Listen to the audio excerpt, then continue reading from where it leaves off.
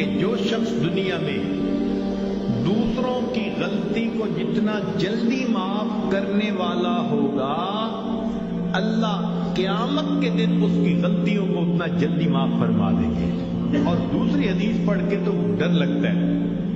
نبی علیہ السلام نے فرمایا کہ اگر کوئی بندہ دوسرے سے غلطی کی معافی مانگے اور فرمایا کہ اگلا کہے میں معاف نہیں کرتا، نبی علیہ السلام نے فرمایا یہ جو کہہ رہا ہے نا میں معاف نہیں کرتا، یہ قیامت کے دن میرے سامنے حوض کوثر پہ حاضر نہ ہو۔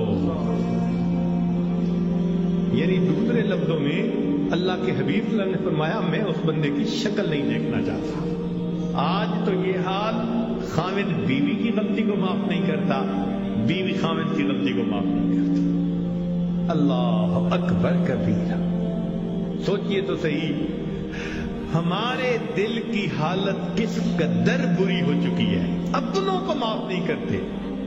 ایک بزرگ تھے، حج کے سفر پر گئے، ان کے ہاتھ میں ایک تھیلا تھا، اس میں ان کے پیسے بھی تھے، سارا کچھ تھا۔ ایک نوجوان آیا اور اس نے جلدی سے دوڑتے ہوئے جو ہمیانی ان سے چھینی اور چھین کے بھاگ گیا۔ اللہ کی شان کہ جس نے ہمیانی چھینی تھی نا، یہ تھوڑی دور آگے گیا تو اچانک اس کی آنکھوں کی بینائی چلی گئی۔ کئی دفعہ ہوتا ہے نا بیٹھا ہوا آدمی اٹھے تو آنکھوں میں اندھیرا آ جاتا ہے، تو اس کی بھی ایسی حالت ہوئی کہ اس کی آنکھوں میں اندھیرا، بینائی چلی گئی۔ لو جی، اس نوجوان نے تو رونا شروع کر دیا۔ لوگوں نے پوچھا کیوں روتے ہو؟ کہنے لگا کہ میں نے ایک بندے کا تھیلا چھینا، پیسے چھینے، مجھے لگتا ہے اس نے بد دعا کی، اللہ نے میری بینائی چھین لی۔ ان کا بھئی وہ بندے وہ کہاں ہے؟ کہنے لگا فلاں حجام کی دکان کے قریب۔ تو جب اس بندے کو بتایا کہ بھئی وہ بڑے میاں آگے، لوگوں نے بھی کہا معاف کر دیں، نوجوان نے بھی کہا پلیز مجھے معاف کر دیں، وہ کہنے لگے میں نے تو اسی وقت ہی معاف کر دیا تھا۔ وہ کہ جی یہ آپ کے سارے پیسے لے کے بھاگ گیا اور آپ کہتے ہیں میں نے اسی وقت معاف کر دیا تھا۔ وہ کہنے لگے ہاں مجھے خیال آیا تھا جس کی وجہ سے میں نے اسی وقت معاف کر دیا تھا۔ تو لوگوں نے پوچھا کیا خیال آیا تھا؟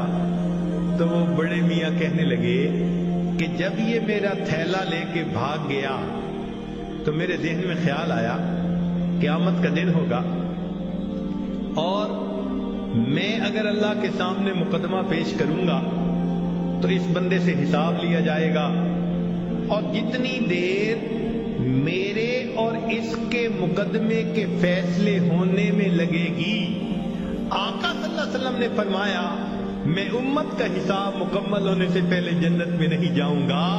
تو خیال آیا کہ جتنی دیر میرے مقدمے میں لگے گی، میری وجہ سے میرے آقا صلی اللہ علیہ وسلم کو جنت میں جانے میں دیر لگے گی، میں نے معاف کر دیا، نہ مقدمہ پیش ہوگا نہ میری وجہ سے میرے آقا کو دیر لگے گی۔